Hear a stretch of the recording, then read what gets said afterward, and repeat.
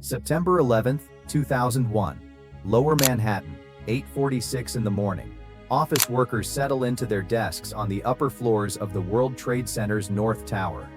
A janitor pushes a cart down a hallway on the 91st floor.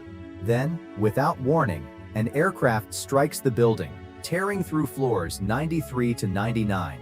17 minutes later, a second plane hits the South Tower, live on television, in front of a watching world. Within the same hour, a third aircraft strikes the Pentagon in Arlington, Virginia.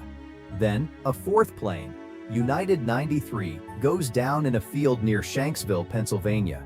After passengers, having learned of the other attacks by phone, storm the cockpit. At 9:59 a.m., the South Tower collapses, and at 10:28 a.m., the North Tower follows.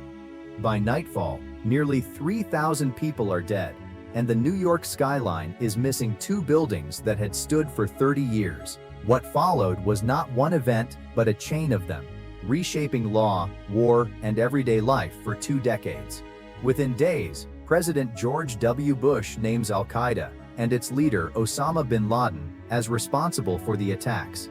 On September 20, he addresses Congress and declares what he calls a war on terror.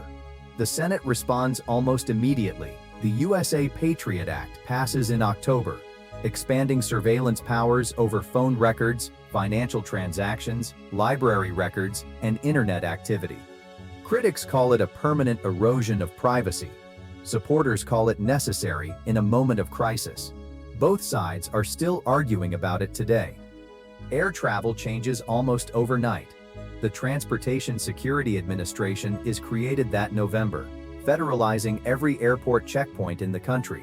Cockpit doors are reinforced with hardened steel. Shoes come off at security lines the following December because of a passenger who tried to detonate explosives hidden in his sneakers. Liquids are restricted in 2006 after British authorities uncover a plot to bring down transatlantic flights with liquid explosives.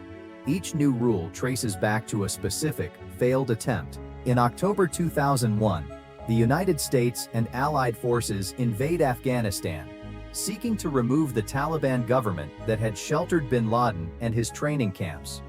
The war becomes the longest in American history, stretching across 4 presidencies and nearly 20 years. Then, in March 2003, the Bush administration extends the war on terror to Iraq, citing weapons of mass destruction that United Nations and American investigators never find. In 2002, the Department of Homeland Security is proposed, consolidating 22 federal agencies, from the Coast Guard to Customs, under a single new cabinet department. It becomes the largest government reorganization since the creation of the Department of Defense in 1947. Meanwhile, at Ground Zero, cleanup crews and volunteers work through the wreckage for 9 months, sifting debris by hand. Many later develop respiratory illness and rare cancers linked to the toxic dust that settled over Lower Manhattan for weeks. In 2010, after years of advocacy, Congress passes the Zadroga Act, funding long-term health care for responders who got sick doing work nobody else would do. The economic effects ripple outward too. Airlines lose an estimated $10 billion in the first year alone. Insurers pay out record claims. Lower Manhattan's economy takes nearly a decade to fully recover.